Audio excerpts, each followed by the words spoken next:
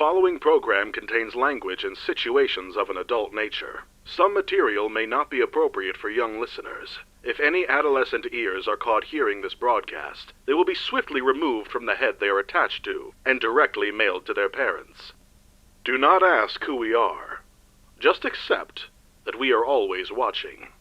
Thank you, and enjoy the show. So should we do some funny bit for the cold open? Sure. What should we do? Oh, I got it.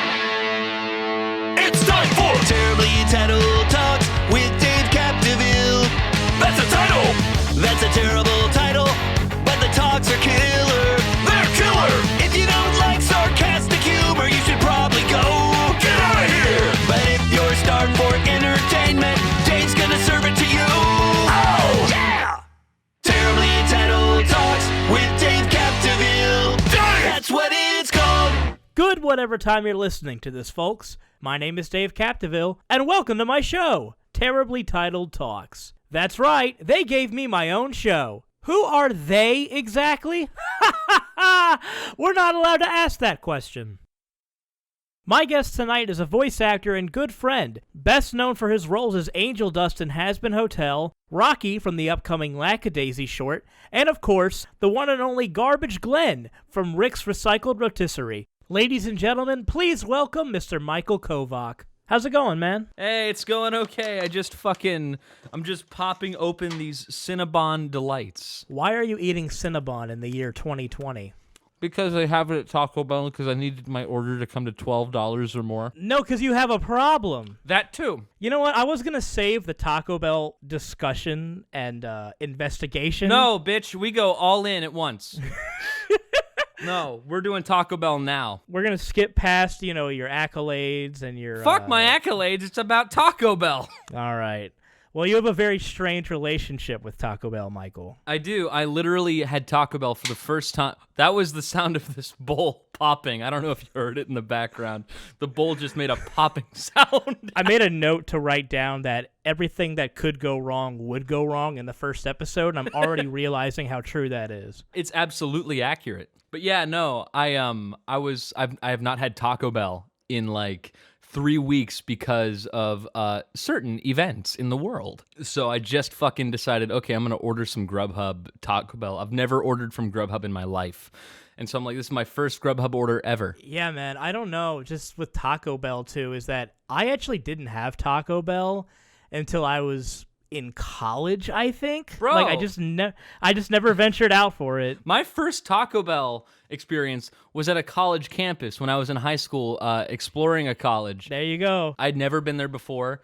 I had the shits immediately after. My body did not handle it well. My body could not fucking handle the Taco Bell. Yeah, and the same thing happened before we started this show, as a matter of fact. Yeah. Again, going back to the Grubhub story, I needed to reach a threshold of $12 in order to get free delivery. And so I was like, okay, my usual order is $7. I need to up it somehow.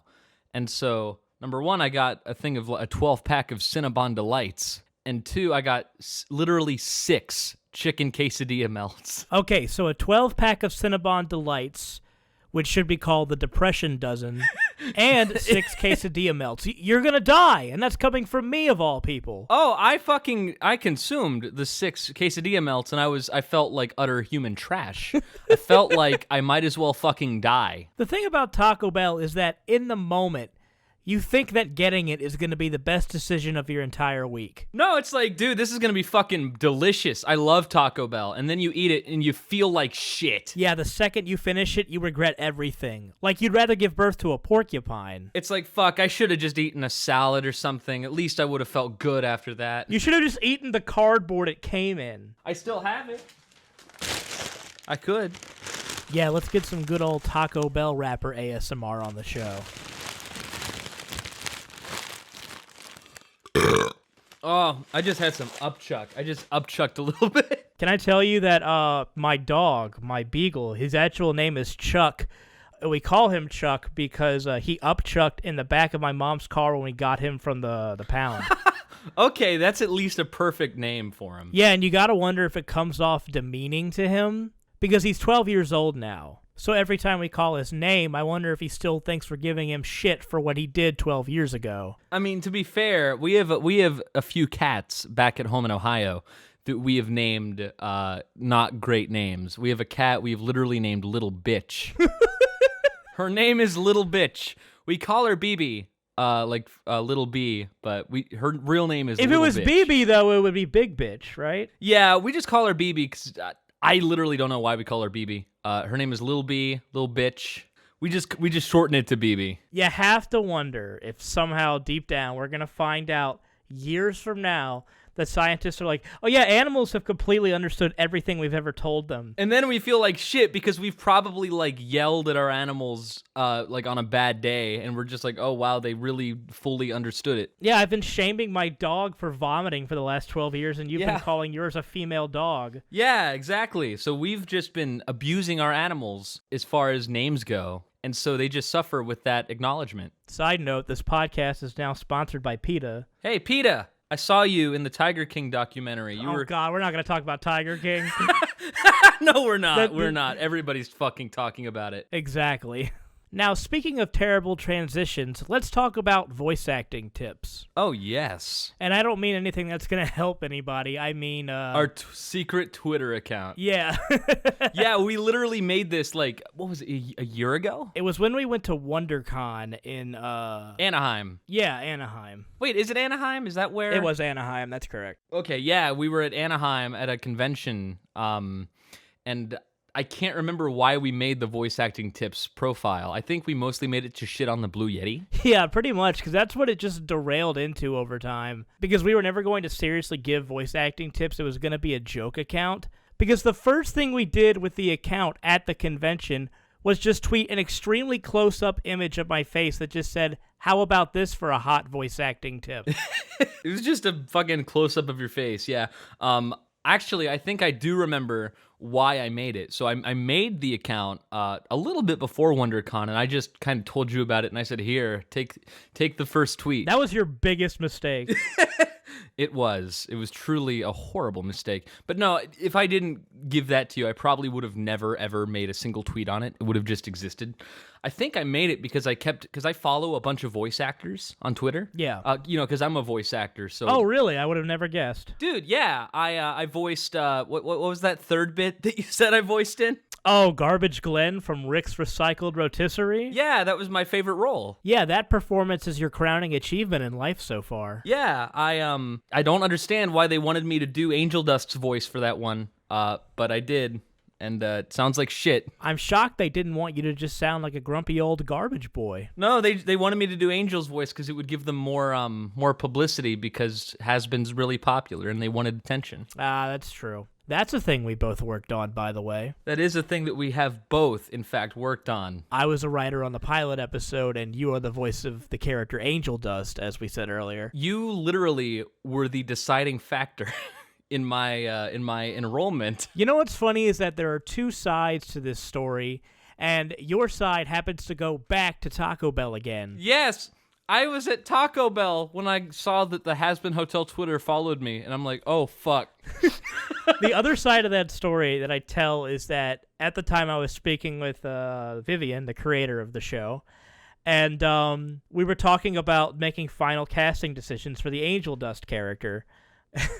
I was in the parking lot at my dentist's office on a call with her and saying, like, you know, I really think we should go with this Kovac guy. He seems like he has it. She said, I think you're right. Let's do it. I said, okay, great. Talk to you later. I'm going to get a root canal. And then I got a root canal. Epic. Wasn't that because you bit on a tortilla chip or something and it knocked your Yeah, fucking... I bit on a tortilla chip at a Mexican restaurant and just... in the middle of it, it just snapped one of my front teeth just clean in half. Fuck. And so now I have like a false tooth filling over one in the right side. Like, I can't even tell a cool story. Like, I got in a fight with like a motorcycle gang. No, I got defeated by a tortilla chip. Just ate a fucking tortilla chip that was too powerful for your tooth. Yeah, and it's like I grew up in the South, so you think I'd at least have that redneck cred with it. Nope. Don't even get that. What's really fucked is I think I have a tooth in the exact same spot. I think the exact same tooth that you fucking had to get filled. I'm pretty sure that tooth of mine is fucked and is going to need replaced at some point because it has had a ton of fillings and it still is fucked. Gee, I wonder if it has to do with the 12 Cinnabon bites. Yeah, it might. Yeah. I'm not going to fight you on that. You're probably correct. Tooth decay is a cruel mistress, my friend. Tooth decay is accurate. It happens, and I'm going to have it because I drink a shitload of sugar. It happens, though. I'm surprised I don't have fucking diabetes, like at this point. You never know. We're getting older. We are getting older. Our bodies are becoming less immune to what we put our bodies through as youngins. So I turned 26 right before they gave me this show, actually. I know. So now you don't have health care. Yeah, I don't have health insurance anymore. And all of a sudden, a few months ago, my brain just went snap. And now all of a sudden, all these problems I never gave a shit about are flooding my mind on a constant basis. Yeah, I'm turning 25 this year. Legally, I still live in Ohio. So I'm probably going to try and go back to Ohio for a bit and get other things done with like my healthcare just before I turn 26. So like I still need to get my wisdom teeth removed. I know that's going to cause me a lot of suffering later in life if I don't do that soon. You know, I remember I got my wisdom teeth taken out when I was working at an amusement park. Oh, okay. I was 16 years old, and I was working at a part carnival, part amusement park, and part water park called Dixie Landon in Baton Rouge, Louisiana. And they were paying me $5 an hour to work the ring toss and that game where you spray the water into the clown mouth and the horses run across. You know? Oh, okay, yeah.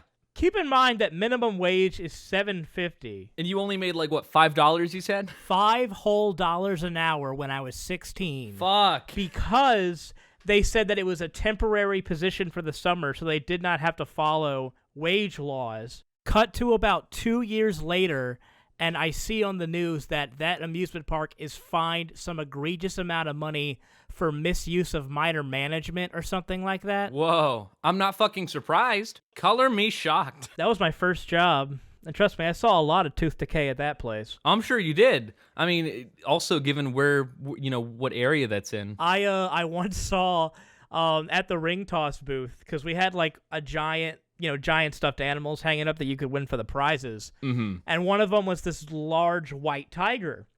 And I remember this couple came up and the woman said, "I want that tiger." And the guy said, "Okay." And he tried to win and he kept losing. And she said, "I want that tiger." And he's like, I can't win it. And they just start screaming at each other. Oh my God. And I kid you not, this is horrible, but she screams again, "I want that tiger."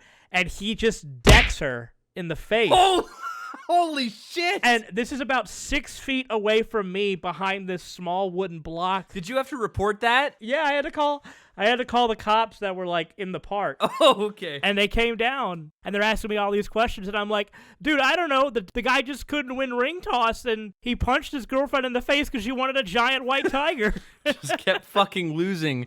Honestly, though, that's kind of a bitch thing to do. Just fucking continue to scream at him when he's clearly having trouble. I don't think he should have punched her, but I do think that both of them were wrong. They were both in the wrong. Both of them are pieces of shit. Yeah, because here's the thing with retail in general, folks. It goes both ways. You people are just as crazy as the people behind the counter are. I only worked in retail for a holiday season back right after I got done with high school.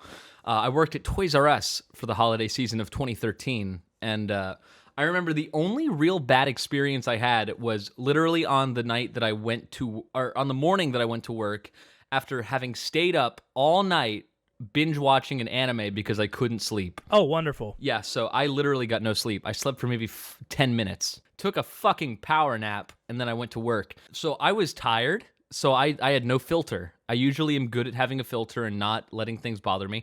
I had no filter that day because I was not having it. I was tired. And so this old lady was in the back of the store. I was doing like reshop or whatever you call it, where you just collect items that are miscellaneously out of place. Yeah, it's reshop. Yeah, and you just put them back where they belong. I was just doing that with a shopping cart. And this old lady in the back of the store is like, "Can I have your shopping cart?" And it's still full. And I said, "No, I'm currently using it. Do you need a shopping cart?"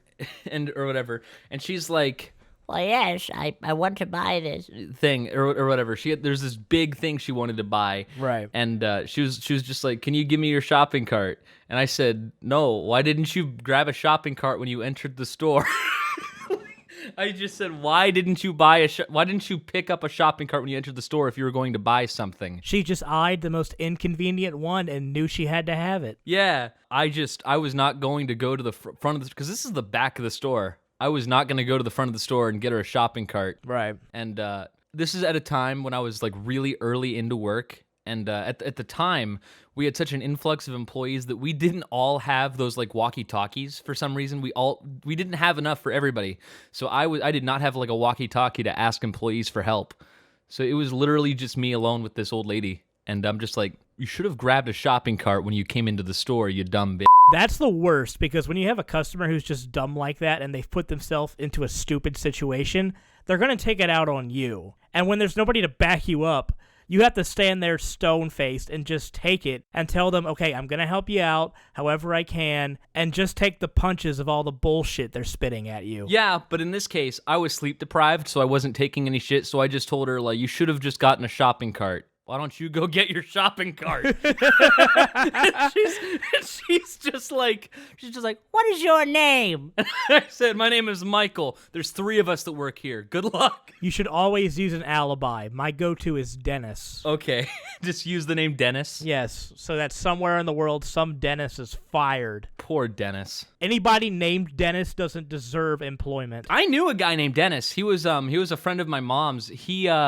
I believe he was addicted to drugs, and he had to have facial reconstructive surgery because he worked in some kind of field where he literally got his face crushed, and he had to get it fucking fully reconstructed, and it did not look right. It really looked bad, and he always wore sunglasses to try and cover his eyes and other things.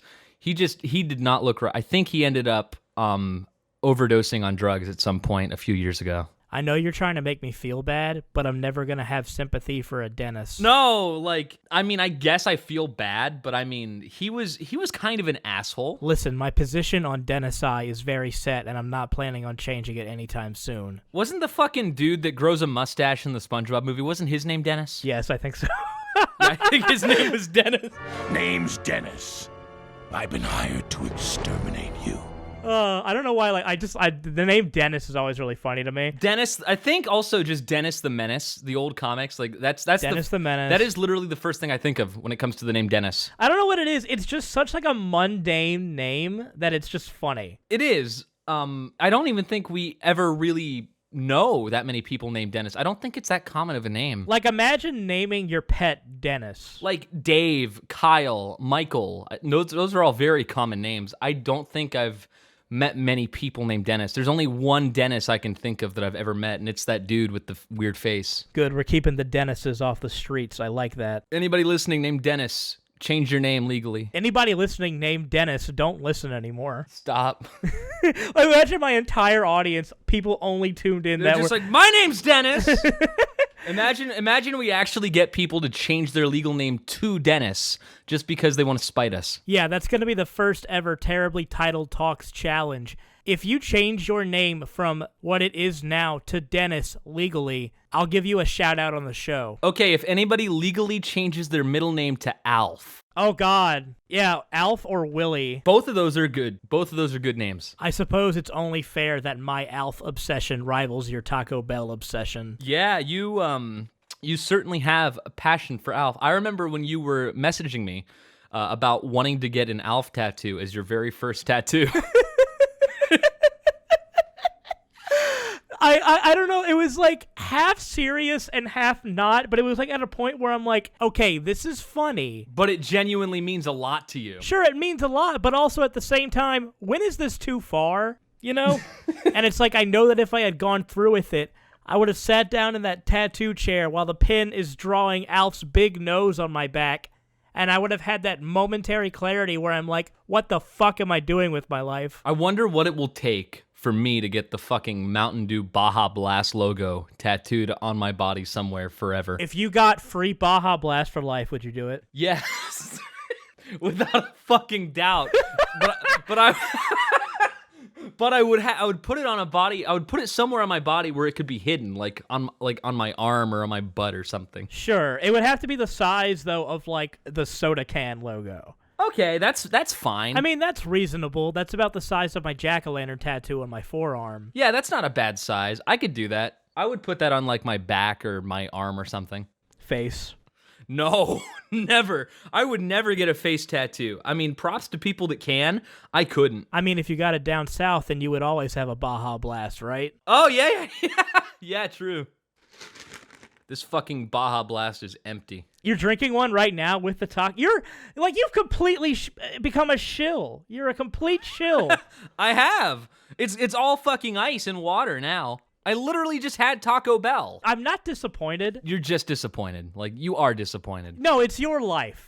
You are a complete shill. Like, you have completely sold out. There's no coming back from this. Your soul is the sole property of Taco Bell. I fucking shilled the second Ashley put me on a podcast with her, live streams, whatever you want to call it, with her, and gave me a fucking persona that had the Baja Blast color scheme. You know what? I'm gonna feel like an idiot, but that now I just realized that. You didn't know? No, I just thought it was quirky. No, that's the color of Baja Blast. Listen, just because I have my own show doesn't mean I'm smart. Most people that have their own show are not smart, so... This is a true fact. It is true. Not everybody that has a show is smart, and that's probably why the shows are successful. Didn't you get a promotional bag of stuff from Baja Blast? From PepsiCo, they sent me this box. They were like, we're gonna gift you the ultimate Baja Blast gift set or something. That sounds like the prize you would get if you lost in the first round of Legends of the Hidden Temple. It's physical. Metaphysical. It's mental. Monumental. It's Legends of the Hidden Temple every weekend at 6:30, 5:30 Central on Nick. Hold on, I can find the email. I will literally read this email. I don't care. Hold on. PepsiCo. Okay, no, that's not it. What's his name? Daniel? I'm trying to remember this guy's name that like sent me. His name was Dennis. If it was Dennis, that would be surprising. Okay, it's not Daniel. Fuck, I don't know this guy's name. But there was this guy that literally just emailed me and said, "Hey, I work with PepsiCo, and we saw your Twitter account. We saw that you have at the time 8,000 followers, and we like that you like Baja Blast so much and that you promote it so much. We will send you a gift set."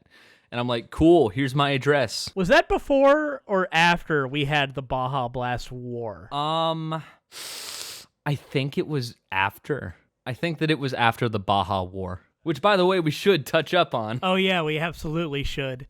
At the time, I was working at an outdoor barbecue and meat shop in Los Angeles. I remember, yeah, you went out for lunch at some point and got Taco Bell. Yeah, I went to lunch because there was a Taco Bell across the street, and I decided to get a Baja Blast. And I guess at some point, I just tweeted at you like, "Hey, Michael Kovac," and I just took a video of me slamming the half-drinking soda on the ground.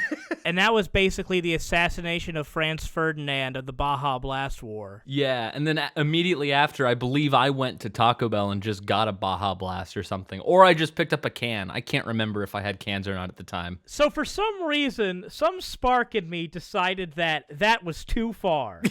So I went and I bought 4 large cups of the Great Blue Nectar, and I brought it to my parking garage, and I just ran over it with my car. And you, honestly, I fucking give you massive props for that because you hit them all. I just lined them all up behind my back wheel while my friend Amin filmed it for me, and I just sent that to you, and I think I won. There was no retaliation at that point, right? I think that I sent you one more video at some point, and I think it was me basically surrendering, where I just took a can of Baja Blast and I poured it into a toilet, made it look like I was peeing. Perfect. That's the ultimate white flag in this scenario. I think that I remember doing that. I wasted $12 on that bit.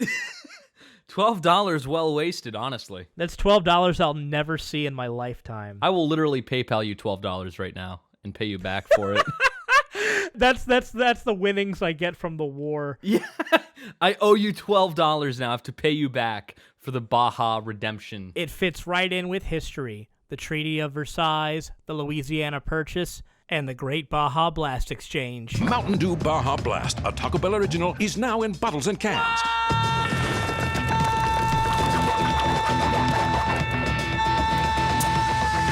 What? Get some while you still can. Here this summer, gone this summer. So let's kind of try to move away from Taco Bell unless they decide to sponsor this. I'm trying to remember what I was talking about before we got into the Baja War talk. Oh yeah, the PepsiCo package.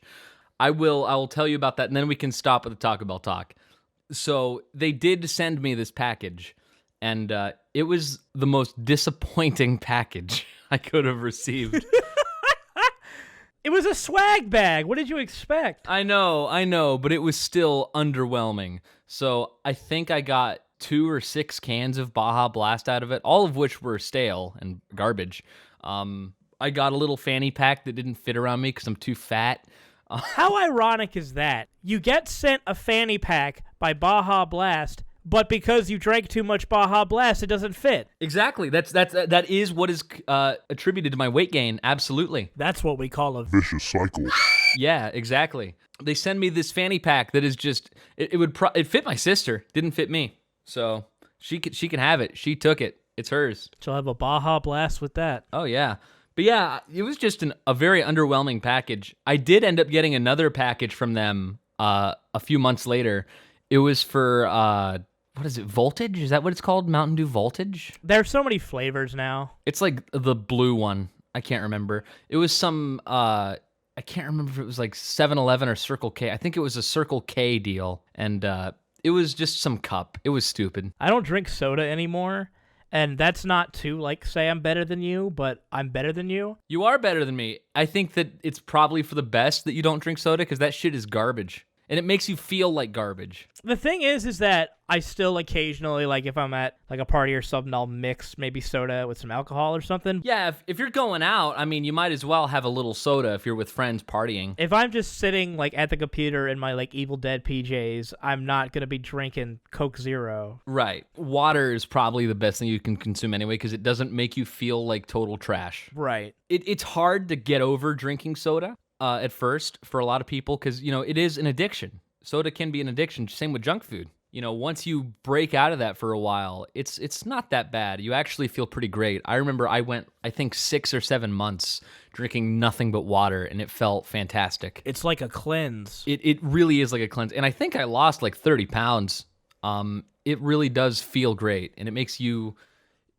It's just better for your body. I don't know how better to word it, but it's just, you feel fucking good. The message here is to drink water, children. The message is, don't be like me. Don't be a heathen. Don't drink soda all day long every day. All you Michael Kovac fanatics out there, pour some water on your bones. Consume water. Be better than your hero. Fuji water is just overpriced sink water. Fiji water is... Wait, it's Fiji water, isn't it? It's Fiji. Okay. I was going to let that slide, not make you feel like an idiot, but now I'm going to shame you. Yeah, go ahead and shame me. I said Fuji by accident. Oops. I was going to say, I usually get the smart water. Yeah, smart water is pretty good. Yeah, it's because I'm a dumb person, so drinking smart water, like, kind of balances it out. Have you ever had boxed water? No, but I've seen it. You're talking about the milk carton-shaped ones, right? It's weird. It tastes fine, but it's weird. Is there a differential in flavor from other water? I couldn't tell a difference. It's just water. I mean, it's all just water, right? Like there's no flavor to water. It's just water. I'll see people online doing water comparison tests. Did you see the report of the week? Yeah.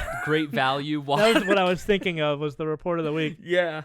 I love that video. Now, both of these jugs are Great Value brand, and this is a comparison, a rare side-by-side comparison review, live from Report of the Week Studios. We are reviewing and comparing Great Value purified drinking water, and we're comparing that to Great Value spring water. All right. The report of the week is a wonderful human specimen. He's a charming little fella.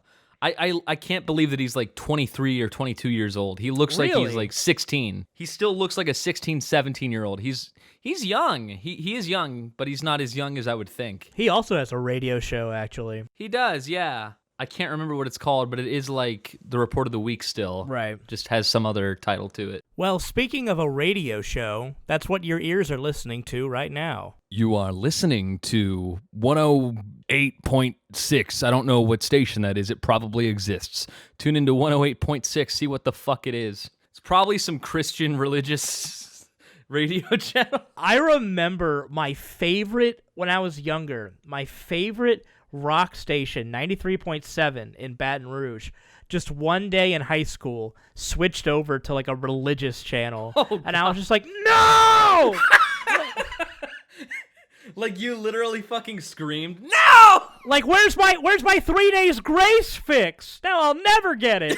Now I have to deal with the real 3 days grace. Okay, but I was having a conversation with one of my friends, and there are actually some religious, like, music groups that did, like Catholic rock songs that are actually pretty fucking good. Sure. Dude, there are death metal bands that do Christian music. And they're not bad. They are good. Even if it's about faith, there can be some good-ass music that comes from religion. Oh, dude, 100%. Like, I'm not a religious person, but there is some good religious music out there. I genuinely love full gospel choir music just from how big and fun it is. I think it's a nostalgia thing for me, because I did go to church as a kid. Oh, yeah, same. I mean, I grew up in southern Louisiana, so I grew up in a Catholic household. My family still goes to church. It's fine. I've kind of, fallen off that path myself, but God, like, gospel music is still good. Gospel music is pretty good. I couldn't tell you any specific gospel music off the top of my head. I just know, I just went to a friend of mine, my friend Elijah. He had some kind of performance in downtown Seattle that I went to. That is also the most, like, Catholic name, too. It is, Elijah. I know, it's super Catholic. It was some performance inside of this church, and I went to the church, and I invited Ashley to go with me, but she's not religious at all, and so she decided against it. I'm not religious either, but I went. And she would have hated it. It felt like I was in elementary school again, because I went to a Catholic elementary school. It literally felt like I was at Sunday Mass again. Yep. And it was weird. It was uncomfortable. It's weird when you grew up, too, in that environment, because you kind of get ingrained in that. And, of course, like, if people choose to remain religious, that's fine, of course. I mean, do your thing. Oh, of course. I have a few religious friends, and I don't blame them for being religious. I think that it's totally fair to have beliefs, and I think that it really does help with I don't want to say accepting death. Well, that's where I was going to go, is that, like, trying to avoid your brain dealing with that whole black void situation. Right. It's a good way of trying to help find a way to be okay and accepting of the fact that life's going to end someday. And, maybe there's a place you can go after life ends. Maybe there's someone greater. Who knows? I think that having blind faith in some cases can be bad, but I think that if you aren't super obsessive over your religion, if you aren't like an asshole about it. Well, no, it mainly depends on if it makes you happy. Right. If you're genuinely happy, if you don't belittle others for not partaking in your religion, then I think that's fine. I think it's totally okay. And I'm more than happy for people that have faith. I completely agree. And speaking of the afterlife, we both worked on a show about hell. We did. This is our second time mentioning it. Yes, we have worked on Has Been Hotel. Oh, I gotta fix that earlier transition because I'm gonna sound like a moron. You are, but yes, maybe that would be a better transition to go back to what we did talk about before. Nah, fuck it. Who cares? Who cares? Fuck it. We'll figure it out in post. We already said the story about the root canal audition. Yeah, but we didn't really get to know each other until soon after when we started doing the line readings for the script. Yeah, when it was before you got an actual voice director, and it was just you and Viv in a call with me. Yeah, and that's when we laid the groundwork to become buddies. Yeah, I don't think we talked too much at that time. We kind of talked a little bit. I think it was maybe a year ago, a little before WonderCon, that we actually started talking a lot more. We found out that we had a very similar sense of humor. Oh, yes. A very crude sense of humor.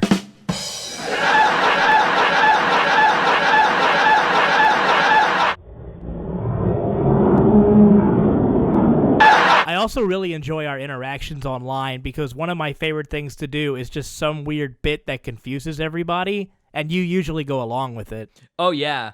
Play up a bit and just pretend you're serious, or maybe be completely serious, and the world will never know. They can't tell. They'll never know. They'll never know if you genuinely mean it or not. That's part of the fucking joy of being on the internet and conveying things through text is people will never know if you're being serious or not. It has its ups and downs with that, because on the plus side, like, you could get away with, like, really dry, kind of sarcastic humor. But on the negative side, like, if you're actually, like in some, like, horrible car wreck and you make what sounds like some snarky jest about it, people aren't going to believe you. This is coming from a real place. Yeah, because I made a joke the other day just like this, and that happened. I made a joke and I just said, the one good thing about getting hit by a car is that you're not being hit by a train. And multiple people were like, are you okay? What happened? And I'm like, no, I didn't actually get hit by a car or a train. I mean, if you got hit by a car, I think you probably would have said a little more. Could you imagine just tweeting the word ouch with no context and just seeing what happens? Like you stubbed your fucking toe and you Yeah. instinctively just pull out your phone and just tweet ouch. Yeah, that's how you know you have a problem. That's how you know you're a part of the social media generation. There's got to be someone out there that has... No, there are people. There are multiple people. There are a lot of people that are obsessed with tweeting, and that's literally all they do is tweet. I go in and out, I'll admit. Like, there are some times, especially right now, I'm in between being at home and going to my new job. I've been on social media a lot. But then there are times where, like, if I'm just, like, focused on something, I'll just try to stay as far away from it as I can. Yeah, I get that. Looking at your Twitter also, I see you've tweeted about 20,000 times. I know, isn't it terrible? That's a lot. I've tweeted almost 9,000 times. That's still a lot. And you have much more power than I do on said website. For now, we'll see what the future holds. The future holds nothing but sadness for me and greatness for you. That's fucking horrible, Dave. Don't make me feel bad. I already insulted your buddy Dennis, so this is retribution. He wasn't my buddy. He was a drug addict. My mom knew.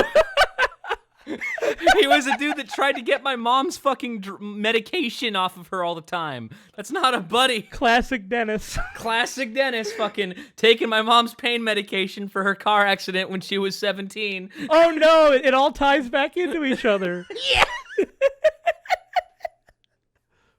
Oh, it all comes together. It's a beautifully written story. It's like George Lucas said, it's like poetry, it rhymes. Again, it's like poetry, so if they rhyme. It is poetry, but it doesn't rhyme. They rhyme. Now let's actually talk about you a little bit, because I've sat here, butting and ridiculing you. Rightfully so. Rightfully so. But, you are accomplished in your field, I feel. I don't know if I would say that. Because most of the work I've done has been,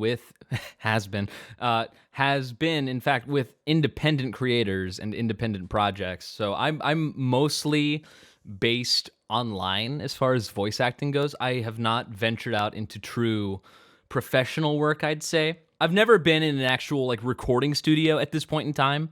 I've only ever done stuff from home, pretty much. But you're at a point now where I feel like you have that very professional mindset, and you can take that to places like that. I guess so. I understand, what is good in kind of establishing yourself, how you should portray yourself when talking to others in a business type setting.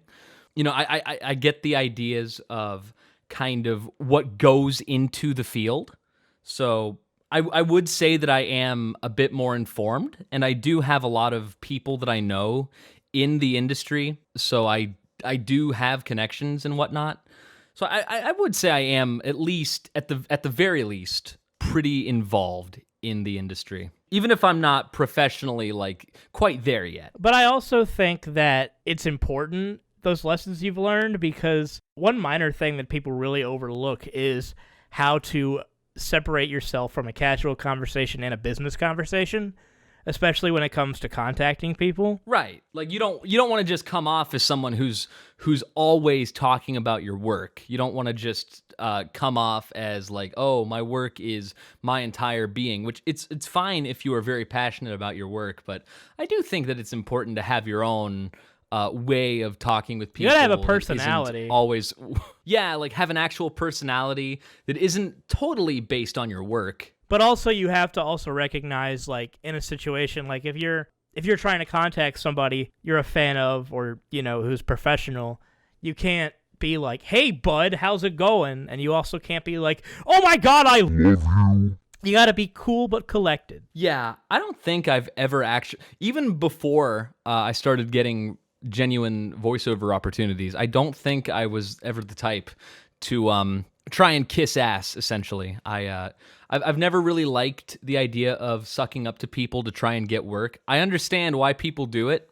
I couldn't. I can't do that. I just kind of wing it usually and just say, hey, this looks cool. Here's my audition, or here's my demo, and then I leave it at that. I don't typically say, like, I saw all of these videos from you and they were so good. I usually try to avoid that. Yeah. If there's like one video I've seen or something that I really liked, I might say, hey, I was a big fan of this. I sometimes try, if I meet somebody that I'm genuinely a fan of, that I've seen like a lot of their stuff, and I want to talk about their work, I'll always go for like the most obscure piece of their work. Right. Because I feel like that's a more interesting conversation starter. It's like me going to meet Bruce Campbell, and instead of talking about Evil Dead, I was like, hey, I loved you in Congo. I don't even know what Congo is. Congo is a movie with Tim Curry, Bruce Campbell, and a talking monkey. Oh. That's all you need to know to be sold on this film. I'm eating my last Cinnabon. I'm going to catch a cavity through your microphone. You are. No, what I was going to ask is, did this come before or after The Evil Dead? Oh, after, of course. Oh, okay. I hope he got paid very well for that movie. Actually, whenever people ask him about Congo, they asked him why he did it, and he said because the check cleared. Ooh, okay. It's one of those movies. Tim Curry is amazing in it also because, like, he just gives this extremely over-the-top performance as this guy who just wants to find diamonds. Okay. And like, it's just in that very Tim Curry way, like, the diamonds are here! No, the diamonds are here! Like that. I fucking love Tim Curry. Like, I think everybody knows about this performance, but just one of my genuine favorite things of his is just that one video game where he's like, I'll go to the one place. Spice! Spice! I'm escaping to the one place that hasn't been corrupted by capitalism. Space! And like you can fucking hear him like dying laughing, trying to get it out. He looks like he's having an orgasm when he says that line. Like it's absolutely because he's fighting back laughter. You're doing that clown laugh. That's how you know I really find something funny. Like, I do the clown laugh, too, when something really gets me going. Growing up, when I was a kid, my favorite movie that I actually brought to, like, show and tell in kindergarten was Muppet Treasure Island. Oh, man. And I remember because he was Long John Silver in that. And I rewatched it recently for the first time in years. And because you know how when you're a kid, like, you don't process as much? Right. Like, you remember certain things about it. I remembered all the songs and stuff, but what I didn't remember was just how over-the-top Tim Curry was. And just, like, how many fourth wall jokes there are, where he's just like, hold me up, lads, this is my only number. I need to rewatch it. I don't think I've seen it since I was a little kid, if I've ever seen it. I wore out the VHS tape watching that movie. I think the only movie I've ever worn out the VHS tape of was Toy Story as a little kid. Ah, yes. Because I would watch that shit on repeat just every day. You also wore out the VHS instructional tape of Taco Bell employees. Yes. In fact, I did. No. Again, like I said, I didn't get into Taco Bell until the age of video cassette was over. That would be amazing to get your hands on. To get like an instruction video from Taco Bell. Yeah. Have you seen, okay, this isn't Taco Bell, but KFC. Have you seen the virtual reality instructional video that KFC did? No, I have not. So they have like this virtual reality game. I don't think it's actually given to their employees to play. I don't think they actually do that. I think it was made as a joke for marketing, but it's really funny. They just got this guy doing the voiceover for the Colonel. He's like, well, it's me, the Colonel. Like, he sounds sickly and shit. It's just him guiding the player into making the perfect KFC chicken. And it's really self-aware. It can be annoying, but I think that it's really fucking stupid and funny. I saw a Wendy's instructional tape on YouTube from the 80s in which this kid, it's like his first day on the job, and he comes in and is like, all right, go ahead and start cleaning that grill or whatever. And he's going to it, and he looks up at the microwave, and all of a sudden, this guy's head comes out and basically sucks the kid into this vortex, and they just end up in this neon room with colored lights dancing around the grill while this guy just starts rapping about all the essential grill skills this kid is going to need to make it at Wendy's. Whoa. And it's like the perfect thing that would be a parody now, but it's like, no, this was actually real. Holy shit. I found the video, Wendy's grill skills. Yeah, Wendy's grill skills.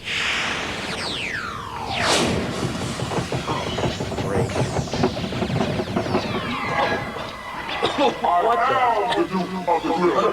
And you're about to learn some grill skills. So let's get busy now. Come on, let's go.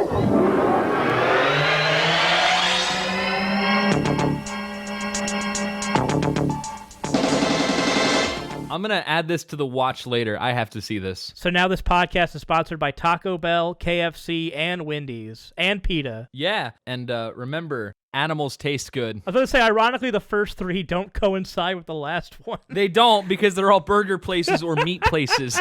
So get your animals while they're fresh. Well, Michael, I think this has been a pleasure. I'd like to think that. You'd like to.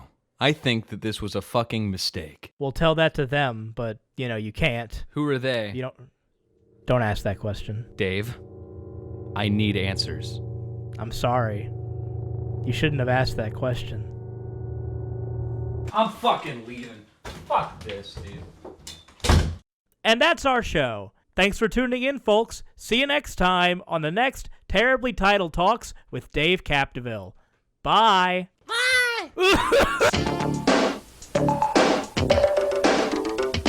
Now working the grill, Bill, it ain't so tough. But first of all, you got to check your stuff. Like a grill that's set at 250 with the meat and cheese that's ready to go. A towel to keep your station looking cool. But most of all, you got to have your tool. Are you with me now? Get ready. We're gonna lay them down. Now beats got grain to it just like wood. You got to follow the arrow to lay it down like you should. From the front to the back, you got to lay it down. Space it evenly, not scattered around. Next, you got to salt the meat from the back to the front to make the taste complete. Not too little, not too much. With a little finesse, you'll get the touch.